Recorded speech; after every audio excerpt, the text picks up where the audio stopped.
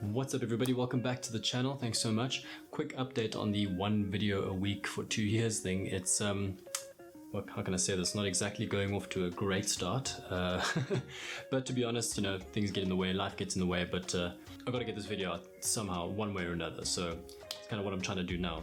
I've actually tried to record this video already, but the flow of the story just wasn't really working, so I had to go back and try again, so here we go.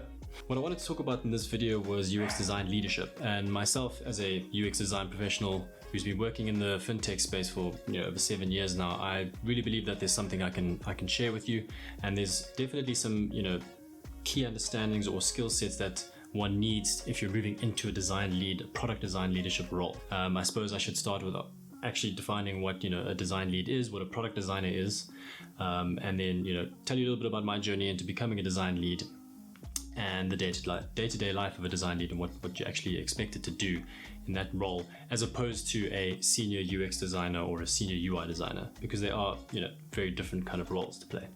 So if you're currently in that position, you're a designer and maybe you've been offered the role to step up into design leadership, or perhaps you're thinking about trying to go for a job like that, I hope that some of the insights that I share with you in this video will help you kind of ease into that role or take that step up.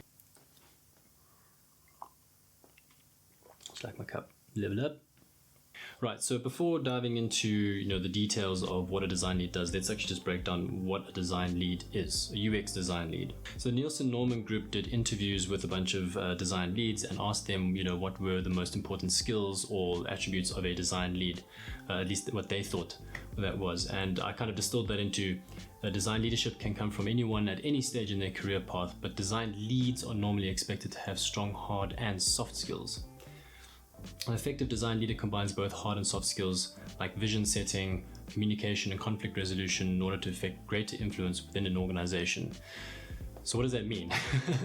So essentially what that means is design leadership isn't specifically down to like the craft of UX design. You may be very good at research and conducting interviews, building wireframes, all that kind of thing. That's the more kind of hard skill, the technical skill, but the soft skill comes behind the greater vision of a project or an organization. It's not always just about how good are you at executing and creating tangible artifacts. Design leads have generally spent the time and have already crafted, or at least had some sort of experience crafting their skill in UX or UI design.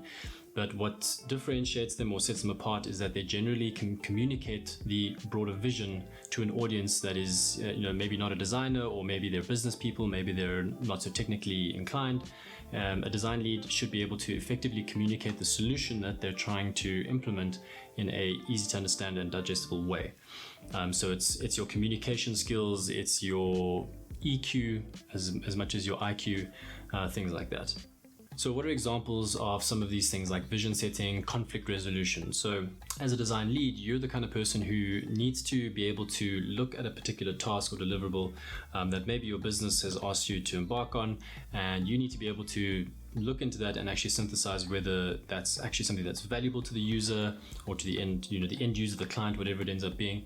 But you need to be able to actually effectively communicate with your client, the business owner, whoever's giving you this instruction, to actually tell them whether this is a good idea or not, and to actually take the time to think about that, not to just take the instruction. And any designer can take instruction and build a wireframe, but the design lead now needs to take that and kind of contextualize it within the greater scheme of the overall objective of whatever you're trying to achieve.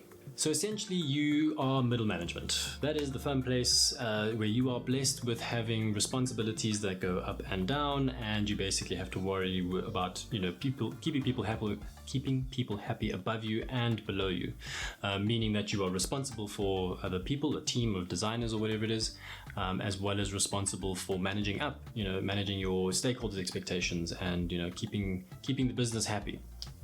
So you get to sandwich yourself right in the middle of that, which is not always a fun place to be, but that is what the design lead is meant to do. You have that kind of emotional, the EQ to handle that kind of situation. You can read between the lines and you can distill the BS and effectively communicate between the two different groups. Design lead, as in the middle management kind of role, your job is to actually also protect your team as well. It's not just about communicating, how well the project is doing or what the stakeholder needs you to do. It's also about making sure that your team has an environment that is safe, where they can share ideas, express opinions, express concerns, really work in a creative environment where they feel safe to do so. My job as a design lead is to make sure that outside influences aren't impacting them or getting in the way of them doing their jobs, as well as not getting pressure from other places. Everything has to kind of filter through me, and I have to then help the team kind of grow and develop their skills. If they're juniors, you need to kind of get them to kind of start thinking on their own, start being more proactive and taking initiative and that kind of thing. The more senior guys, you expect different from them, but you still have to manage them and make sure that they are in an environment that they can be most effective. It's been a long time coming that the design team has now got a seat at the table. You can see globally that any kind of organization that is not design led or has a very strong design and research component isn't going to make it in the 21st century in the online world. So we have to, we've earned the right to now be at the table, and our voices are being heard. But we still have to make sure that our value is understood within the team and not just taken for granted or diminished in any kind of way. We are, in many cases, one of the most expensive resources in a product team. So in line with that, in terms of making sure that the team is delivering effectively delivering high quality work, because we are such an integral part of the team, I also have to make sure that processes are followed. Design is a very process driven kind of creative industry. Like design would be so kind of systemized, or at least templatized in many ways, but that is the most effective way to consistently put out high quality, well-defined, well-researched, well-tested products. So in one of the organizations that I work with, one of my clients, one of the big banks in the country, they have a very well-defined process that they go through, that each squad needs to go through in terms of kind of design governance, doing your research and your testing and your business blueprints before you even start talking about code, wireframing, or anything like that. And the design lead is very much part of that process from the beginning to the end, in terms of conception, inception, design, discovery, all those kinds of things, just putting together pitch decks to actually get funding for these products. The design lead has to be a part of that from the beginning. It's no longer just the business stakeholders and the engineers who call the shots. You have to be part of that decision-making process from the very beginning, and make sure that you go through each of these, and each governance gateway is actually gone through to make sure that by the time this product goes to market, that it is the right fit and you're not wasting millions of rands or dollars or whatever currency you're earning in. On top of all of this, as much as you are part of the planning process, the day-to-day delivery of the team is also, the design lead is also very much involved in that. So there's a kind of triangle of responsibility or accountability, at least, where there's generally a product owner, an engineering lead, and a design lead, and they share responsibility and accountability for the team's deliverables, as well as making sure that the team reaches its targets and its goals. Now, what that means is that I have to have, or at least the design lead needs to have, some level of understanding of code and how products are built on different platforms, whether that's design systems built with Angular components that you're integrating with, whether that's on app, are you building a hybrid app, are you building a iOS and Android apps separately? Understanding the technologies that go into all of these. It's not just about knowing Figma and InVision and that kind of thing, the design tools. You also need to understand the underlying technologies that go into the products that you're building. That way, when you understand that and you have the business lens as well, that all combined, makes the design lead, that role, that job, the product design lead, so important in a successful product team. So I'm gonna just segue here a little bit and tell you a little bit about the journey as to how I became a design lead. I've got about 7 years of experience in the industry, where some design leads out there have got way more than that. So my path to how I got here was unexpected, if I had to be perfectly honest with you. So yeah, I'd like to share that little story with you. Before I go into the next bit about my journey into becoming a design lead, I'd love for you to consider whether you got any value out of this video, and if you did, please hit the like button. I know it sounds very cheesy, but it actually does help the algorithm on YouTube to get this video kind of out there in front of other people's eyeballs. So yeah, if you're enjoying this video, please appreciate it if you consider doing that for me. A subscribe would be even better, but let's start with likes. Cool. So how did I become a design lead? I started out, long story short, I started out as a traditional graphic designer and then became a animation artist, or at least a broadcast design animator. And then after that, which was kind of soon just after finishing my degree, I went overseas for a year and did something completely different. I went into hospitality. But when I came back, I then still was kind of doing the graphic design role. It was more print-based kind of visuals and infographics and that kind of thing. Nothing really too much in the digital. And then one day, one of our clients kind of approached my boss and said, do you have anybody that does UI design? Naturally, they came to me and they said, hey, do you know how to do UI design? Can you design like icons and things like that? Which was the kind of the limit of what they understood by UI at the time. I obviously had never done this before, so naturally I said, of course I could do this. So that was my foot into the door into the digital team at Nedbank, one of the big banks in South Africa, who I'm a contractor to. At the time, the bank was still considered one of the slowest to adopt any kind of digital transformation. everything was still very much in branch, face-to-face kind of interactions. Applying for accounts on an app and things like that just weren't even were only very new to their idea of how banking should be going in the future. But there was a very clear understanding that they had to make drastic changes and transform the bank before they get left behind in the banking landscape. Now, I must tell you, the days when I joined that team were, there was no Figma, there was no Sketch, there was no InVision, no easy handoff, upload, craft, one click, there you go. And you've got beautifully, you've got CSS generated for you in an inspect mode.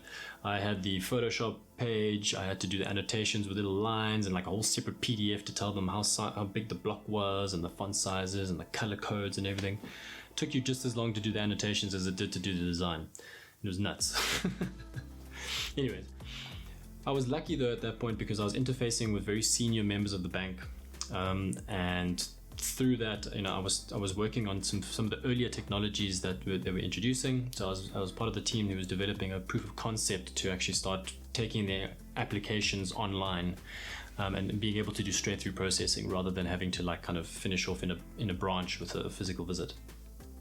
So through that, I kind of grew with the team, and then the more designers started to join, more developers and then they got a creative director, and they had a design system team, and that's kind of grown and grown and grown. Before you knew it, you had a whole bunch of people in black t-shirts, jeans, tattoos, kind of these very non-corporate kind of individuals running around the building, which was quite something to see, and to see the business kind of get used to having us around in that kind of culture. But yeah, I eventually stepped out of just being the UI designer or the product designer. I was doing UI and UX at the same time essentially, but because I built these relationships with a lot of the senior stakeholders and I was getting my finger in all these different projects, that allowed me to kind of grow and develop very quickly as a kind of idea sharer, presenter of digital designs.